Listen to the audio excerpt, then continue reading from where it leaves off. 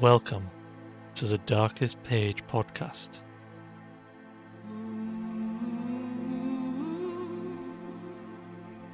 Tonight's tale is The Rats in the Walls.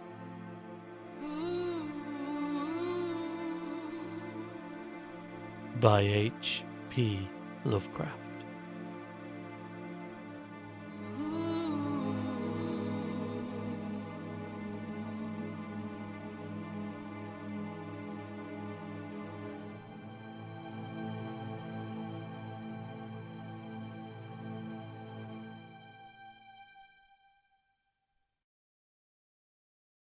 On July 16, 1923, I moved into Exham Priory after the last workman had finished his labours. The restoration had been a stupendous task, for little had remained of the deserted pile but a shell-like ruin. Yet, because it had been the seat of my ancestors, I let no expense deter me. The place had not been inhabited since the reign of James I, when a tragedy of intensely hideous, though largely unexplained nature had struck down the master, 5 of his children, and several servants, and driven forth under a cloud of suspicion and terror the 3rd son, my lineal progenitor and the only survivor of the abhorred line. With this sole heir denounced as a murderer, the estate had reverted to the crown, nor had the accused man made any attempt to exculpate himself or regain his property. Shaken by some horror greater than that of conscience or the law, and expressing only a frantic wish to exclude the ancient edifice from his sight and memory. Walter de la Poer, 11th Baron Exham, fled to Virginia, and there founded the family which by the next century had become known as de la Poer.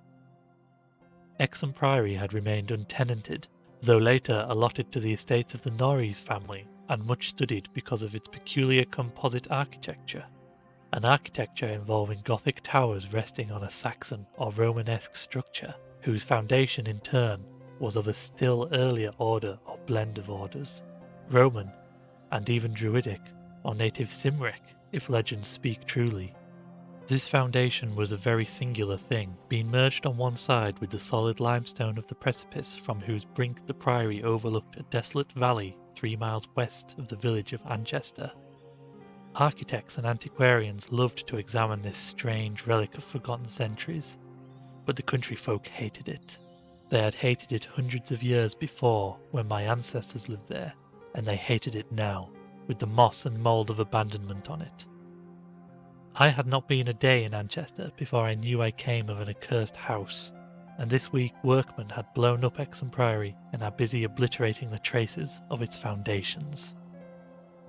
The bare statistics of my ancestry I had always known, together with the fact that my first American forebear had come to the colonies under a strange cloud.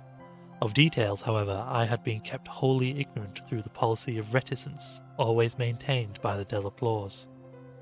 Unlike our planter neighbours, we seldom boasted of crusading ancestors or other medieval and Renaissance heroes, nor was any kind of tradition handed down except what may have been recorded in the sealed envelope left before the Civil War by every squire to his eldest son for posthumous opening. The glories we cherished were those achieved since the migration, the glories of a proud and honourable, if somewhat reserved and unsocial Virginia line. During the war our fortunes were extinguished and our whole existence changed by the burning of Carfax, our home on the banks of the James. My grandfather, advanced in years, had perished in the incendiary outrage, and with him the envelope that bound us all to the past. I can recall that fire today as I saw it then at the age of 7, with the Federal soldiers shouting and women screaming. My father was in the army, defending Richmond, and after many formalities my mother and I were passed through the lines to join him. When the war ended we all moved north, whence my mother had come, and I grew to manhood, middle age, and ultimate wealth as a stolid Yankee. Neither my father nor I ever knew what our hereditary envelope had contained, and as I merged into the greyness of Massachusetts business life I lost all interest in the mysteries which evidently lurked far back in my family tree. Had I suspected their nature, how gladly I would have left Exham Priory to its moss, bats, and cobwebs. My father died in 1904, but without any message to leave me, or to my only child, Alfred, a motherless boy of 10. It was this boy who reserved the order of family information, for although I could give him only jesting conjectures about the past, he wrote me of some very interesting ancestral legends when the late war took him to England in 1917 as an aviation officer. Apparently the Delaplaws had a colourful and perhaps sinister history, for a friend of my son's, Captain Edward Norreys of the Royal Flying Corps, dwelt near the family seat at Anchester, and related some peasant superstitions which few novelists could equal for wildness and incredibility. Norreys himself, of course, did not take them seriously, but they amused my son and made good material for his letters to me. It was this legendary which definitely turned my attention to my transatlantic heritage and made me resolve to purchase and restore the family seat which Norreys showed to Alfred in its picturesque desertion, and offered to get for him a surprisingly reasonable figure since his own uncle was the present owner. I bought Exham Priory in 1918, but was almost immediately distracted from my plans of restoration by the return of my son as a maimed invalid. During the 2 years that he lived I thought of nothing but his care, having even placed my business under the direction of partners. In 1921, as I found myself bereaved and aimless, a retired manufacturer no longer young, I resolved to divert my remaining years with my new possession. Visiting Anchester in December, I was entertained by Captain Norreys, a plump, amiable young man who had thought much of my son, and secured his assistance in gathering plans and anecdotes to guide in the coming restoration. Exham Priory itself I saw without emotion, a jumble of tottering medieval ruins covered with lichens and honeycombed with rooks' nests, perched perilously upon a precipice, and denuded of floors and other interior features, save the stone walls of the separate towers. As I gradually recovered the image of the edifice as it had been when my ancestor left it over 3 centuries before, I began to hire workmen for the reconstruction. In every case, I was forced to go outside the immediate locality, for the Anchester villagers had an almost unbelievable fear and hatred of the place. This sentiment was so great that it was sometimes communicated to the outside labourers, causing numerous desertions, whilst its scope appeared to include both the priory and its ancient family. My son had told me that he was somewhat avoided during his visits because he was a Delapour, and I now found myself subtly ostracised for a like reason until I convinced the peasants how little I knew of my heritage. Even then they sullenly disliked me, so that I had to collect most of the village traditions through the mediation of Norreys. What the people could not forgive, perhaps, was that I had come to restore a symbol so abhorrent to them, for rationally or not, they viewed Exham Priory as nothing less than a haunt of fiends and werewolves. Piecing together the tales which Norreys collected for me, and supplementing them with the accounts of several servants who had studied the ruins, I deduced that Exham Priory stood on the site of a prehistoric temple, a druidical or anti-druidical thing which must have been contemporary with Stonehenge. That indescribable rites had been celebrated there, few doubted, and there were unpleasant tales of the transference of these rites into the Sibyl worship, which the Romans had introduced. Inscriptions still visible in the sub-cellar bore some unmistakable letters as Dev, Ops, Magna, Mat, sign of the Magna Mater, whose dark worship was once vainly forbidden to Roman citizens. Anchester had been the camp of the 3rd Augustan Legion, as many remains attest, and it was said that the Temple of Sibyl was splendid and thronged with worshippers who performed nameless ceremonies at the bidding of a Phrygian priest. Tales added that the fall of the old religion did not end the orgies at the temple, but that the priests lived on in the new faith without real change. Likewise was it said that the rites did not vanish with the Roman power, and that certain among the Saxons added to what remained of the temple, and gave it the essential outline it subsequently preserved, making it a centre of a cult feared through half the Heptarchy. About 1000 AD, the place is mentioned in a chronicle of being a substantial stone priory housing a strange and powerful monastic order, and surrounded by extensive gardens which needed no walls to exclude a frightened populace. It was never destroyed by the Danes, though after the Norman conquest it must have declined tremendously, since there was no impediment when Henry III granted the site to my ancestor, Gilbert de la Poer, 1st Baron Exham in 1261. Of my family before this date there is no evil report, but something strange must have happened then. In one chronicle there is a reference to Delapour as cursed of God in 1307, whilst village legendary had nothing but evil and frantic fear to tell of the castle that went up on the foundations of the old temple and priory. The fireside tales were of the most grisly description, all the ghastlier because of their frightened reticence and cloudy evasiveness. They represented my ancestors as a race of hereditary demons, beside whom Giles de Rais and the Marquis de Sade would seem the veriest tyros, and hinted, whisperingly, at their responsibility for the occasional disappearance of villagers through several generations. The worst characters apparently were the barons and their direct heirs. At least, most was whispered about these. If of healthier inclinations, it was said, an heir would early and mysteriously die to make way for another more typical scion. There seemed to be an inner cult in the family, presided over by the head of the house, and sometimes closed except to a few members. Temperament rather than ancestry was evidently the basis of this cult, for it was entered by several who married into the family. Lady Margaret Trevor from Cornwall, wife of Godfrey, the second son of the 5th Baron, became a favourite bane of children all over the countryside, and the demon heroine of a particularly horrible old ballad not yet extinct near the Welsh border. Preserved in balladry too, though not illustrating the same point, is the hideous tale of Lady Mary de la Poer, who shortly after her marriage to the Earl of Shrewsfield was killed by him and his mother, both of the slayers being absolved and blessed by the priest to whom they confessed what they dared not repeat to the world. These myths and ballads, typical as they were of crude superstitions, repelled me greatly. Their persistence and their application to so long a line of my ancestors were especially annoying, whilst the imputations of monstrous habits proved unpleasantly reminiscent of the one known scandal of my immediate forebears, the case of my cousin, young Randolph Delapour of Carfax, who became a voodoo priest after he returned from the Mexican War. I was much less disturbed by the vaguer tales of wails and howlings in the barren, wind-swept valley beneath the limestone cliff, of the graveyard stenches among the spring rains, of the floundering, squealing white thing on which Sir John Clave's horse had trod one night in the lonely field, and of the servant who had gone mad at what he saw in the priory in the full light of day. These things were hackneyed spectral lore, and I was at the time a pronounced sceptic.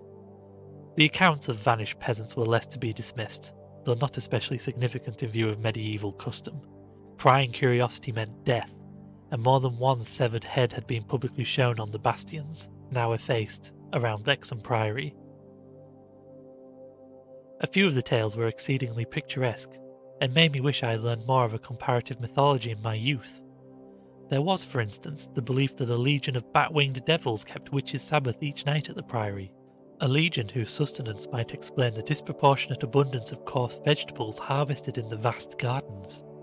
And most vivid of all, there was the dramatic epic of the rats, the scampering army of obscene vermin which had burst forth from the castle 3 months after the tragedy that doomed it to desertion, the lean, filthy, ravenous army which had swept all before it and devoured fowl, cats, dogs, hogs, sheep, and even 2 hapless human beings before its fury was spent. Around that unforgettable rodent army a whole separate cycle of myths revolves, for it scattered among the village homes and brought curses and horrors in its train. Such was the law that assailed me as I pushed to completion, with an elderly obstinacy, the work of restoring my ancestral home. It must not be imagined for a moment that these tales formed my principal psychological environment. On the other hand, I was constantly praised and encouraged by Captain Norreys and the antiquarians who surrounded and aided me. When the task was done, over 2 years after it commenced, I viewed the great rooms, wainscoted walls, vaulted ceilings, mullioned windows, and broad staircases with a pride which fully compensated for the prodigious expense of the restoration.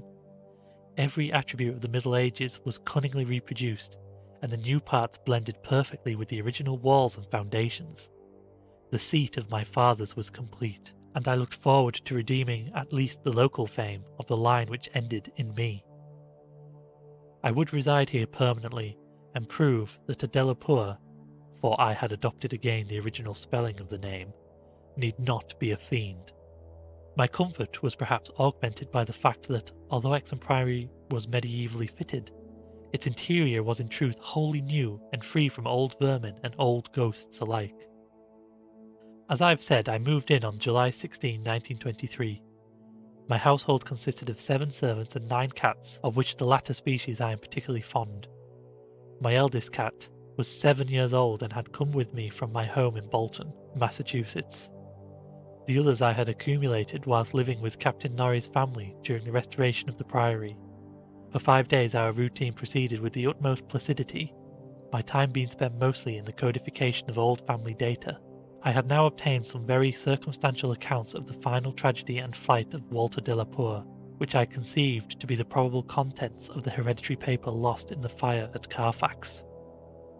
It appeared that my ancestor was accursed with much reason of having killed all the other members of his household, except 4 servant confederates, in their sleep, about 2 weeks after a shocking discovery which changed his whole demeanour, but which, except by implication, he disclosed to no one save perhaps the servants who assisted him, and afterward fled beyond reach. This deliberate slaughter, which included a father, 3 brothers and 2 sisters, was largely condoned by the villagers, and so slackly treated by the law that its perpetrator escaped honoured, unharmed, and undisguised to Virginia. The general whispered sentiment being that he had purged the land of an immemorial curse. What discovery had prompted an act so terrible, I could scarcely even conjecture. Walter de la Poer must have known for years the sinister tales about his family, so that this material could have given him no fresh impulse.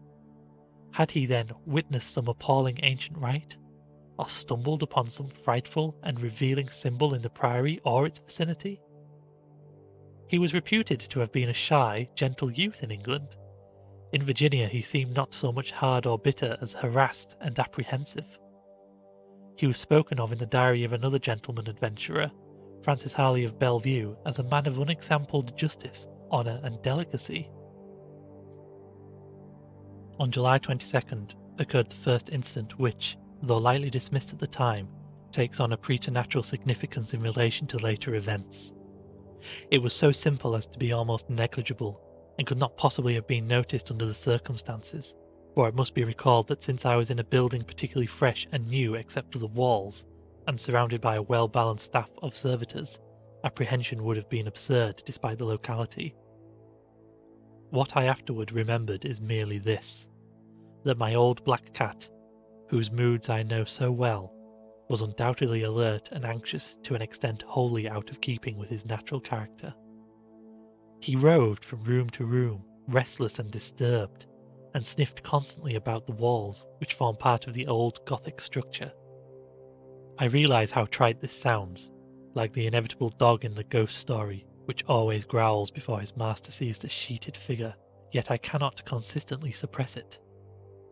The following day a servant complained of restlessness among all the cats in the house.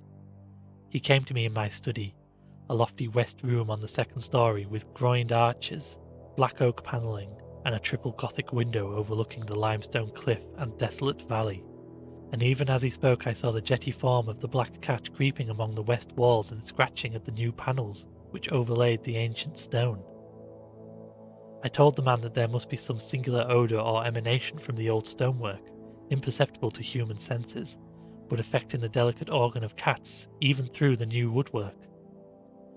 This I truly believed, and when the fellow suggested the presence of mice or rats, I mentioned that there had been no rats there for 300 years, and that even the field of mice of the surrounding country could hardly be found in these high walls, where they had never been known to stray.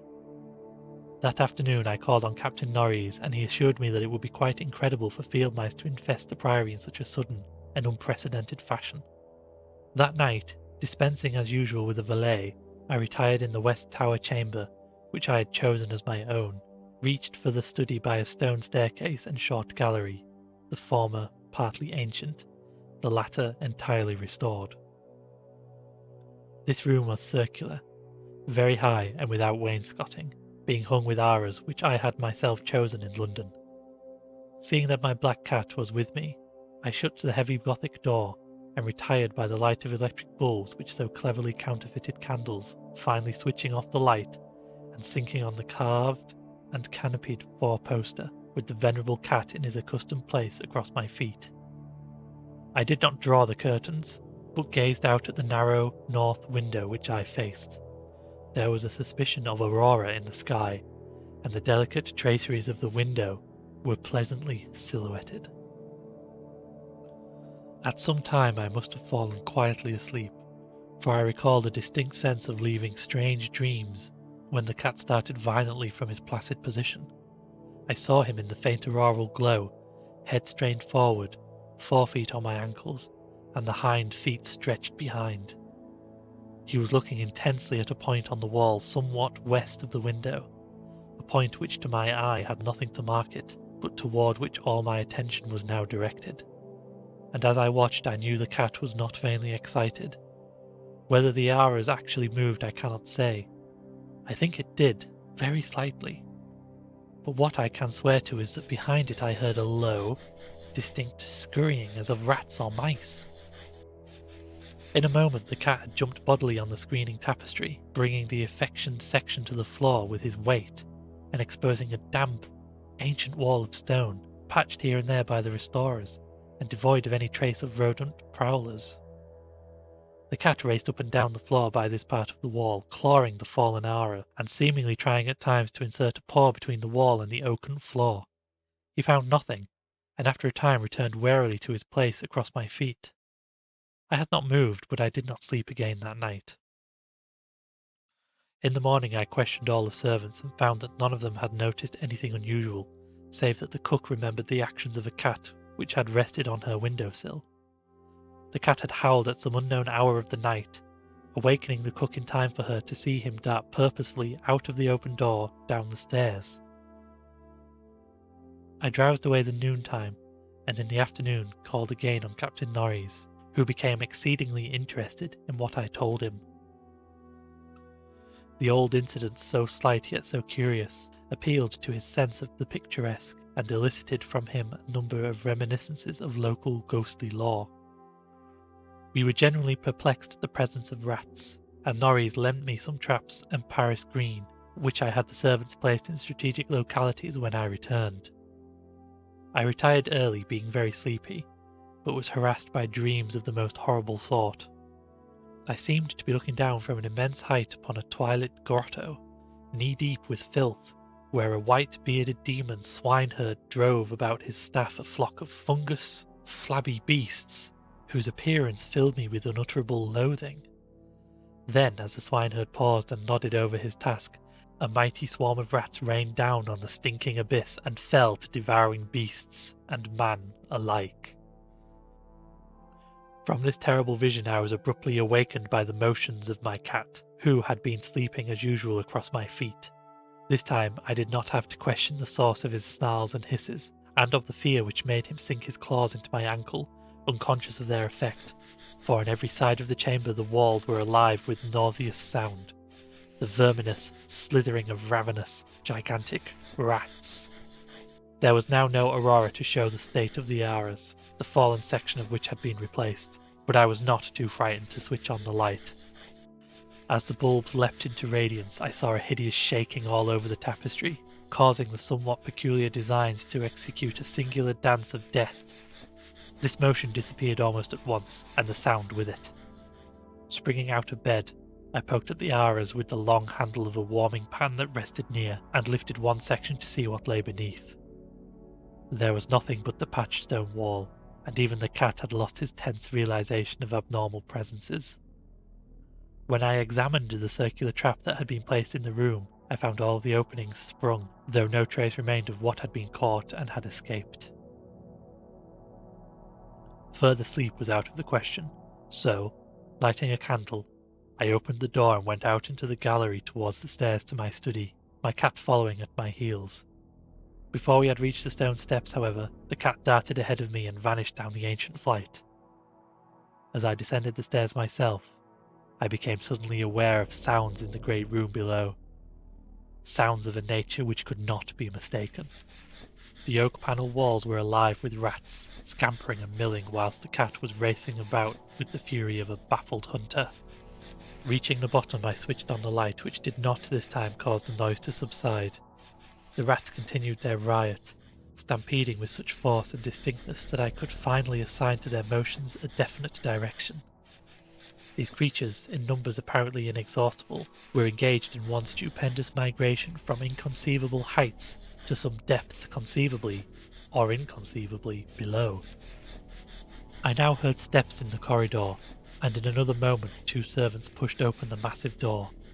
They were searching the house for some unknown source of disturbance, which had thrown all the cats into a snarling panic, caused them to plunge precipitately down several flights of stairs and squat, yowling, before the closed door to the sub-cellar.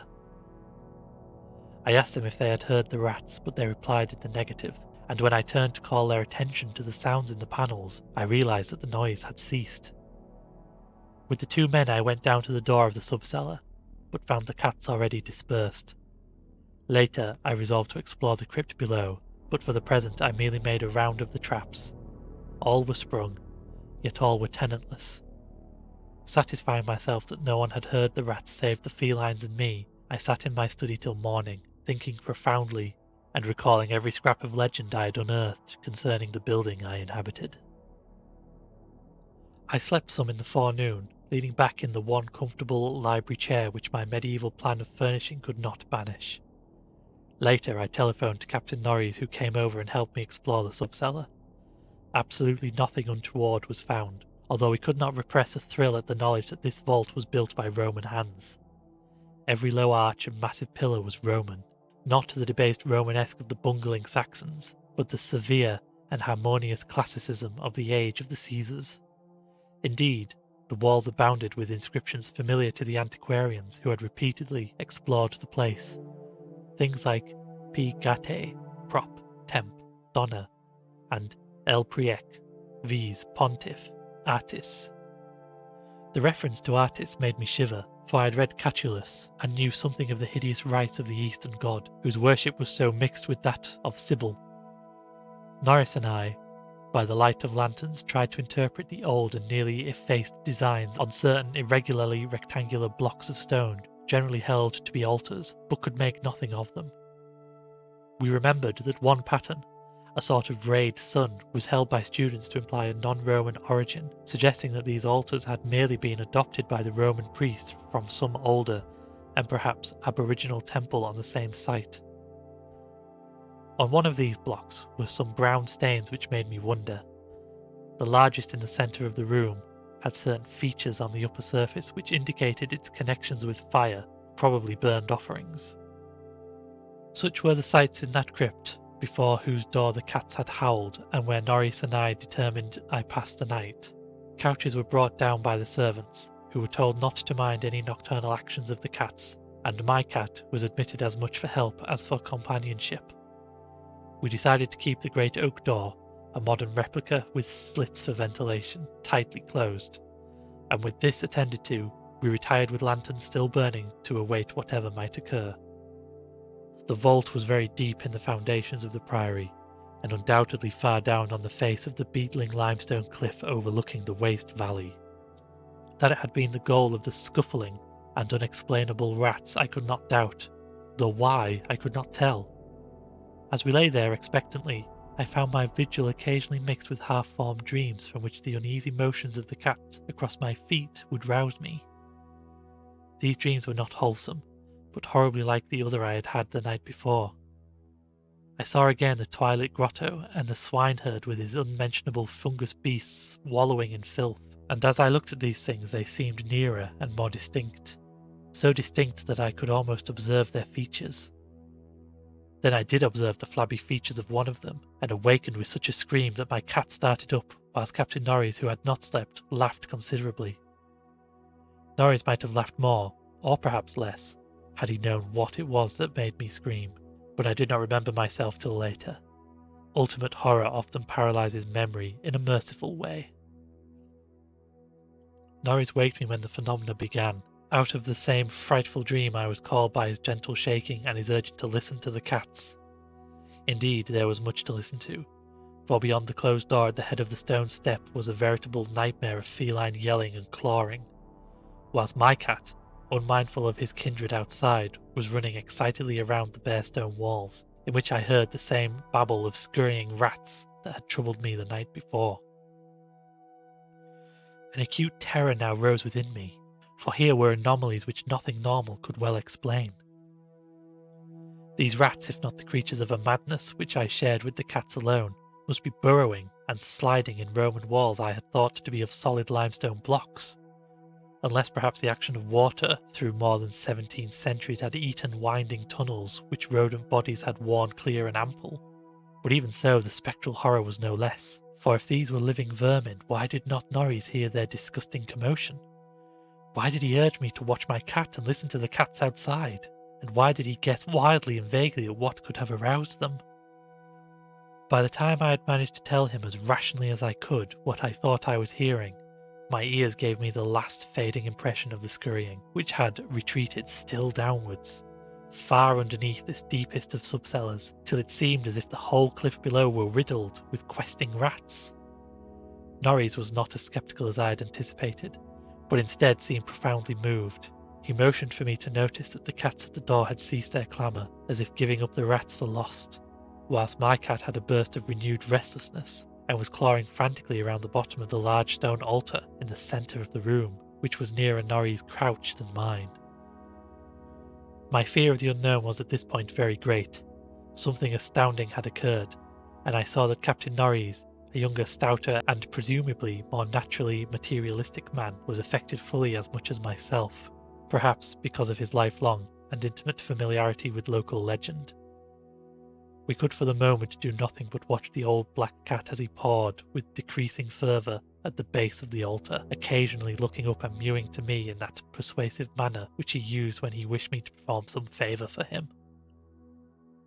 Norris now took a lantern close to the altar and examined the place where the cat was pawing, silently kneeling and scraping away the lichens of centuries which joined the massive pre-Roman block to the tessellated floor.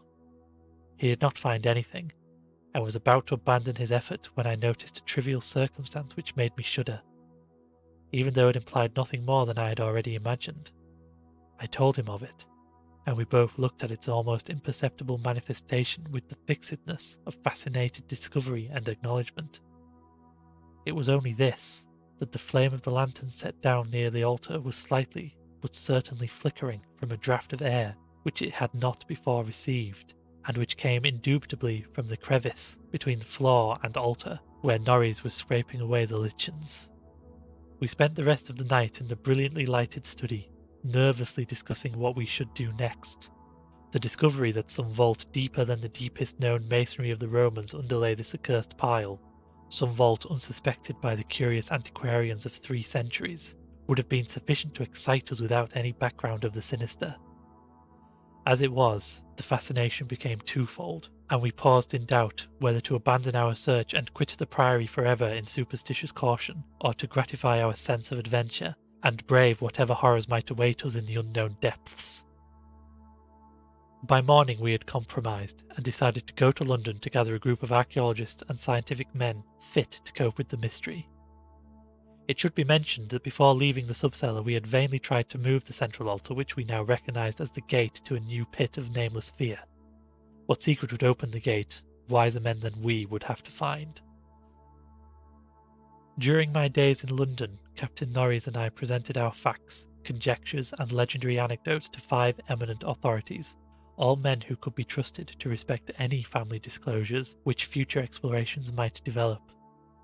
We found most of them little disposed to scoff, but instead intensely interested and sincerely sympathetic. It is hardly necessary to name them all, but I may say that we included Sir William Brinton, whose excavations in the Troad excited most of the world in their day.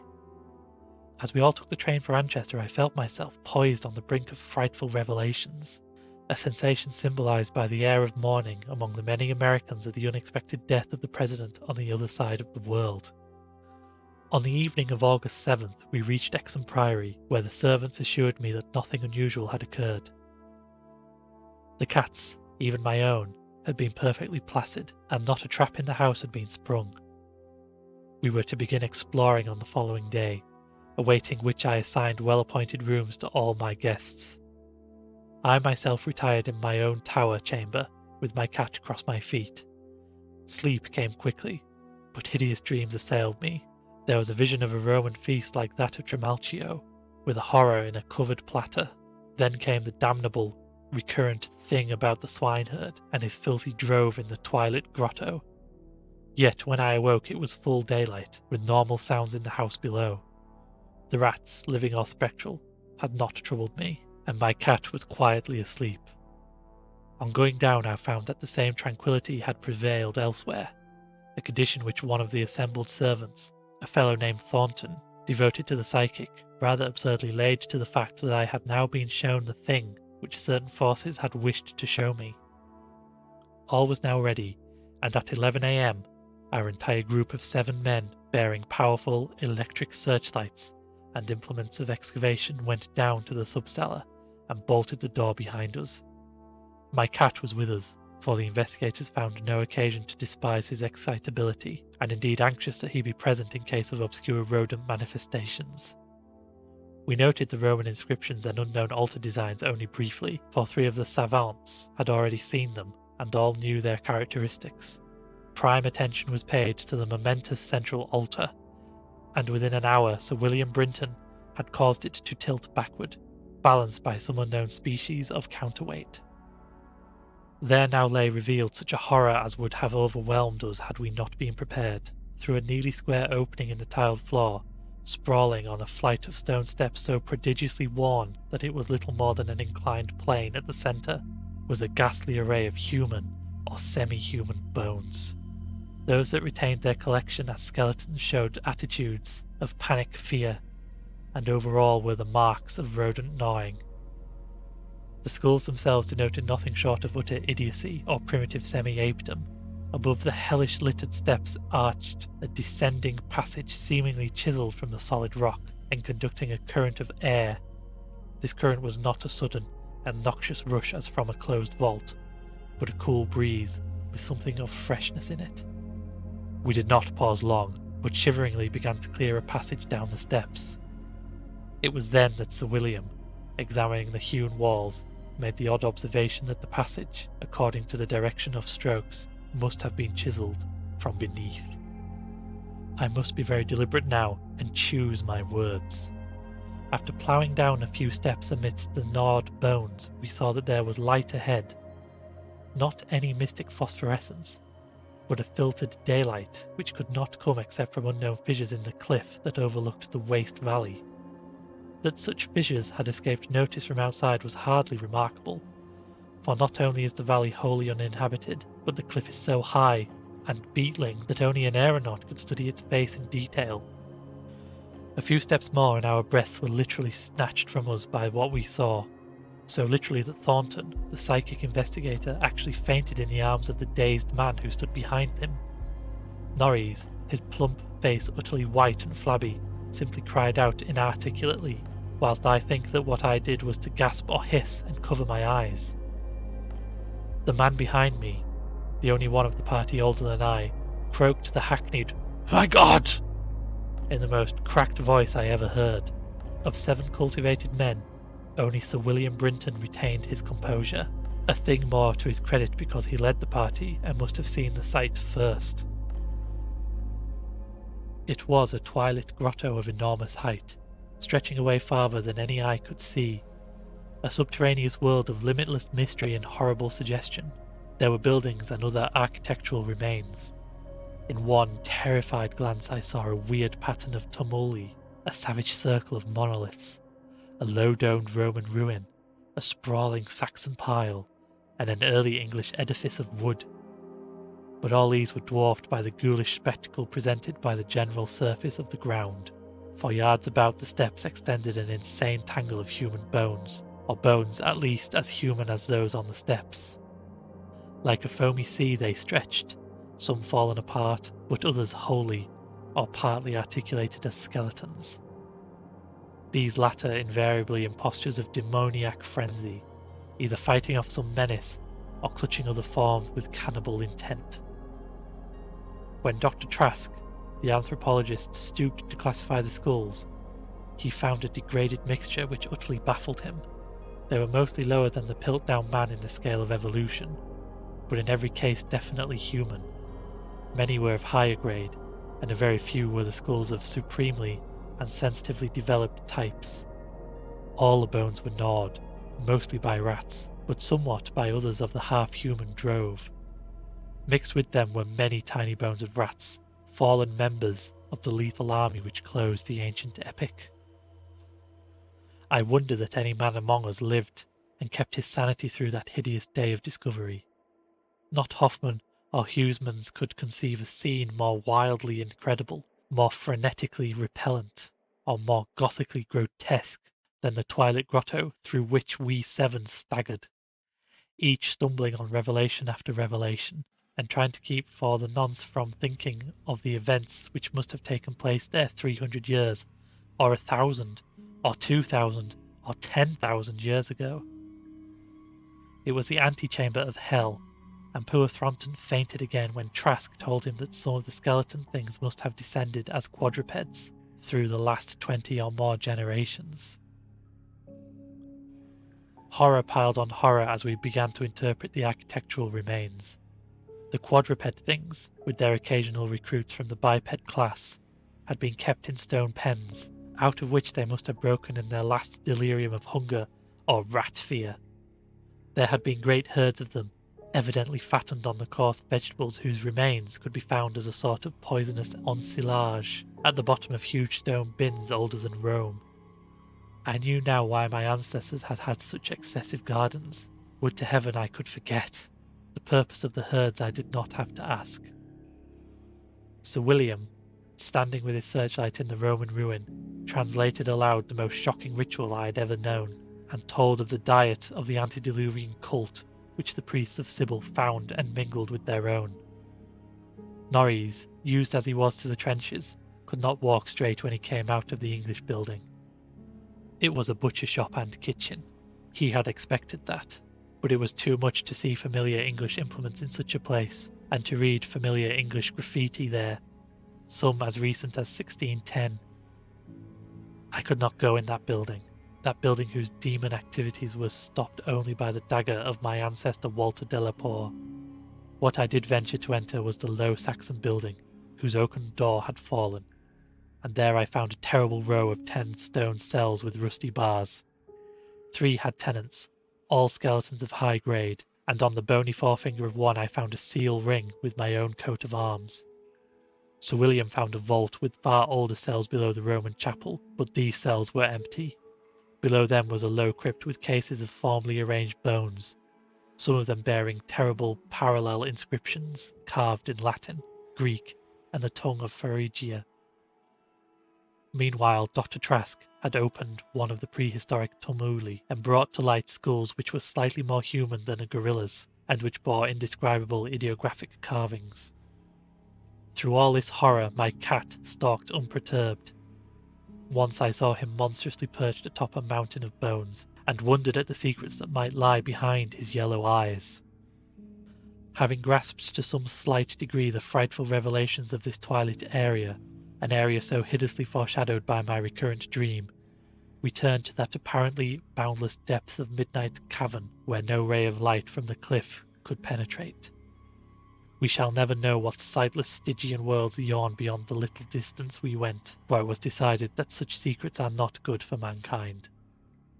But there was plenty to engross us close at hand, for we had not gone far before the searchlight showed that accursed infinity of pits in which the rats had feasted, and whose sudden lack of replenishment had driven the ravenous rodent army first to turn on the living herds of starving things, and then to burst forth from the priory in that historic orgy of devastation which the peasants will never forget.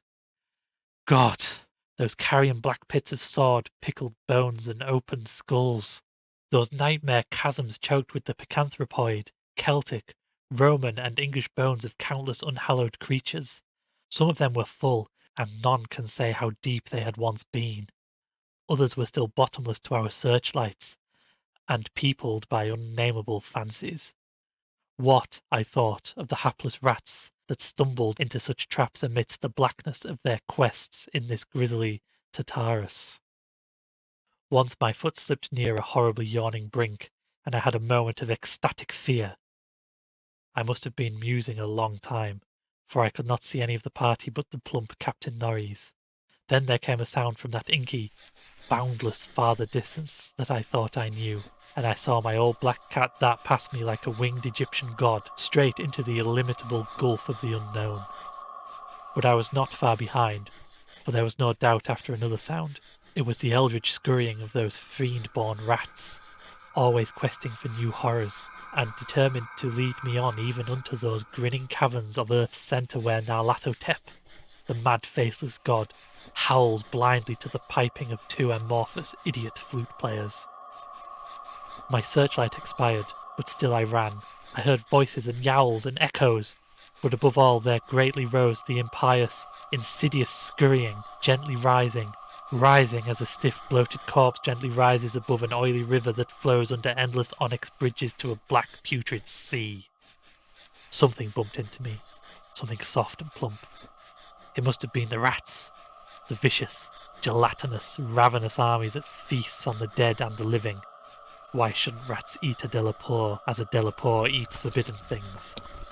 The war ate my boy, damn them all, and the Yanks ate Carfax with flames and burned Grandsire Delapour in the secret. No, I tell you, I am not that demon swineherd in the Twilight Grotto. I was not Edward Norrie's fat face on that flabby fungus thing. Who says I am a Delapour? He lived, but my boy died.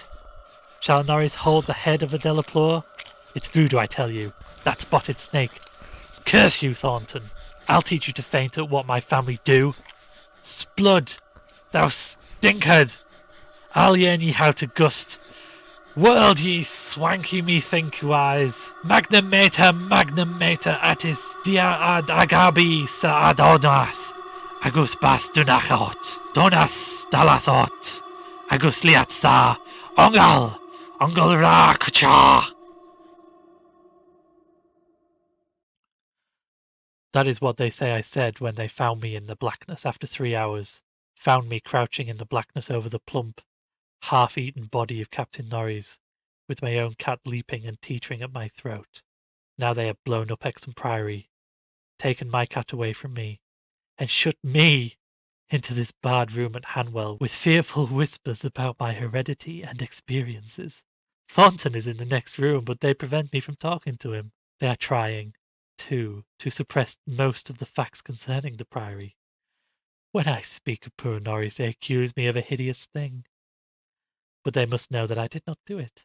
They must know that it was the rats, the slithering, scurrying rats whose scampering will never let me sleep, the demon rats that race behind the padding in this room and beckon me down to greater horrors that I have ever known. The rats they can never hear. The rats in the walls.